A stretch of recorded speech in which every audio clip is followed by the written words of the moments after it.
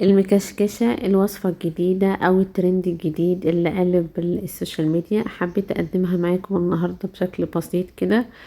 وصفة كده خفيفة وسهلة وسريعة وتحلية لذيذة قوي. سامعين القرمشة؟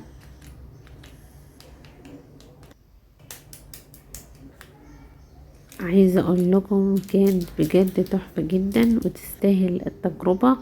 وناس بتقول ب400 جنيه، انا معرفش ليه ب400 جنيه مع ان مقاديرها سهلة وبسيطة. تعال نشوف الطريقة. اول حاجة، في حلة على النار هبتدي ازود كوبايتين من المية، عليهم كوباية ونص من السكر، وعليهم نص ليمونة، وعليهم كمان رشة بسيطة من الفانيليا السايلة، ومعلقة كبيرة من عسل الجلوكوز. وده هيكون الشربات او العسل اللي هنحلي بيه المكشكشة او الجلاش في الاخر. هنسيبه بقى لحد ما يدينا قوام شربات كده، لا هو تقيل ولا هو خفيف، يكون قوامه وسط كده. في كسرولة تانية على النار فيها 3 كوبايات من الحليب، هضيف لكل كوباية معلقة كبيرة من نشا الكاستر، ومعلقة كبيرة من كريم شانتيه الخام، ومعلقة كبيرة من القشطة البلدي. وده بيعزز طعم الكريمة او الكاستر اللي احنا هنضيفه كحشوة. لو مش متاح كاستر ممكن نضيف بودرة النشا العادية جدا. هقلب بقى بالمضرب كده على نار وسط او نار هادية لحد ما يديني قوام كاستر كده تقيل. وعلشان ما يكونش الطعم عادب قوي، انا ضفت معلقة كبيرة من السكر. اول ما يوصل للقوام ده زي ما انتوا شايفين لازم القوام يكون بتاعه تقيل كده علشان الحشوة ما تبقاش سايلة. بشيله بقى من على النار. بعد كده معايا نص كيلو من الجلاش الطازة، تقدروا تستخدموا اي نوع جلاش تفضلوه. انا بفضل الطازة ده بصراحة، بيكون متقسم لنصين كده. هاخد النص الاولاني بالشكل ده، ونص التاني هغطيه بحاجة عشان ما ينشفش. وبعد كده هجيب الصينية اللي انا هشتغل فيها، ومعايا كوباية الا ربع من الزبدة.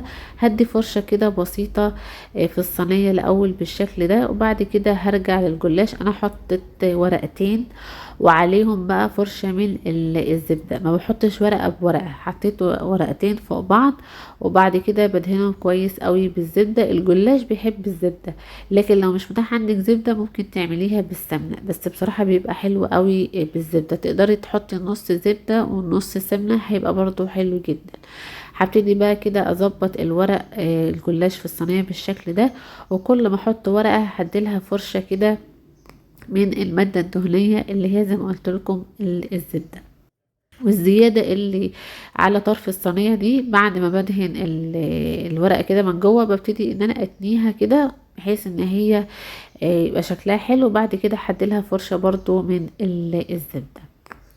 هكمل بقى بنفس الطريقة، وكل ما بين كل رق ورق او ما بين كل ورقتين هبتدي احط فرشة من الزبدة لحد ما النص الاولاني من الجلاش يخلص معايا.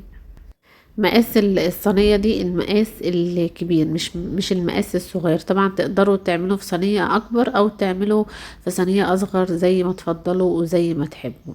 دول بقى اخر ورقتين هبتدي ان انا احطهم كده بالشكل ده، وهدهن برضو بالزبدة او المادة الدهنية، وهطبق كده الورق او ورق الجلاش في الصينية، وهدهن برضو من فوق كده علشان يطلع معايا طعمه حلو ومورق.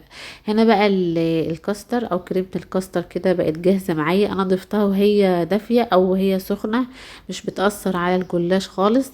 وببتدي ان انا اوزعها كده على الجلاش بالسباتيولا بالشكل اللي انتوا شايفين ده. طبعا باخد الكمية كلها. يفضل برضو ان انتوا تعملوا زي حواف عالية كده من الجلاش علشان تشيل معانا الحشوة، والحشوة ما تتحرقش معانا في الفرن.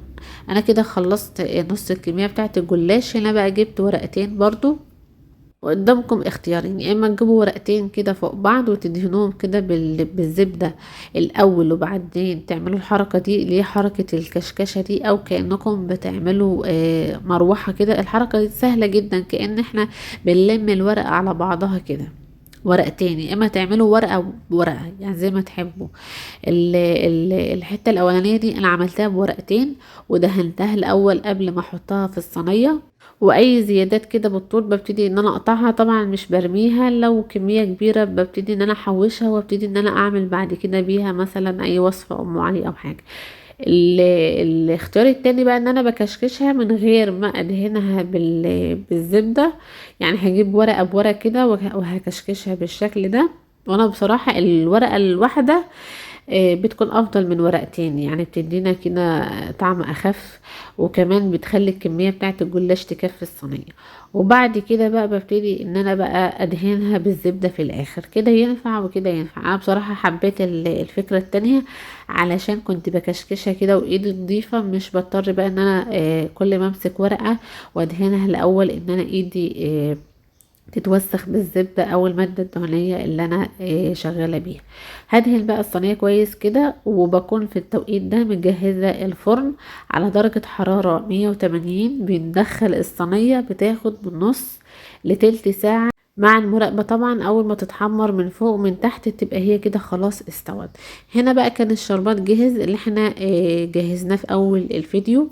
زي ما انتوا شايفين ده القوام المناسب والحلو ليه. هنا بقى الصينية كانت طلعت وهي لسه سخنة كده او دافية، بنبتدي ان احنا نسقيها بقى بالشربات الحلو اللي احنا جهزناه مع بعض. عايزه اقول لكم كمان ان انا نسيت اقول لكم ان انا بضيف على الشربات رشة بسيطة قوي من الملح علشان تعدل الشربات كده، ما يكونش طعمه حالي بزيادة او طعمه يجزع اثناء ما بتاكلوا الحلويات. انا هنا ضفت كوباية واحدة بس من الشربات، وده باقي الكمية، مش بنضيف الشربات كله. هي كوباية واحدة بس كفيلة ان هي تحلي معانا الجلاش او صينية الحلا دي.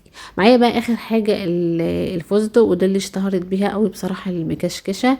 لو مش متاح فستق مجروش كده او مطحون، تقدروا تستبدلوه ببندق، بفول سوداني، ان شاء الله حتى بجوز هند. حتى لو هتسيبوها سادة خالص هي بتكون حلوة جدا. بس الفستق بصراحة بيديلها شكل كده حلو جدا، وكمان المكشكشة اتشهرت بيه رشة الفستق دي.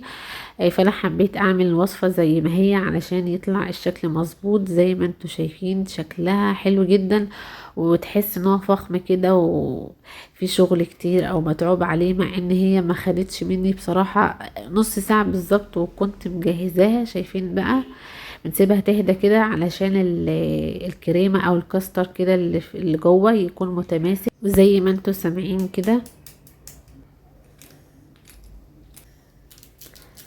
تحفة جدا القرمشة بتاعت الجلاش مع طعم الكاستر مع الشربات الخفيف اللي احنا ضفناه. يعني كشكل وكطعم بصراحة تجربة حلوة ولذيذة جدا. انا مش عارفة ازاي التكلفة بتاعتها بره بيقولوا ب400 جنيه، مع ان التكلفة في البيت اقل من 100 جنيه. يعني هنقول مثلا لو لفة الجلاش ب30 جنيه، وكيلو حليب ب20 جنيه، وكاستر مثلا علبة كاستر ب20 جنيه، يعني المسألة كلها 70 جنيه. مش هنحسب السكر او الشربات لانه كده كده بيكون متوفر في كل بيت. يعني لذيذة وسريعة واقتصادية. جربوها على طريقتي وان شاء الله هتعجبكم. ولو عجبتكم الوصفة ما تنسوش تعملوا لايك واشتراك في القناة علشان توصلكم اشعارات بكل وصفاتي الجديدة. نتقابل ان شاء الله في وصفات تانية كتير وافكار كتير. اسيبكم في امان الله وسلام.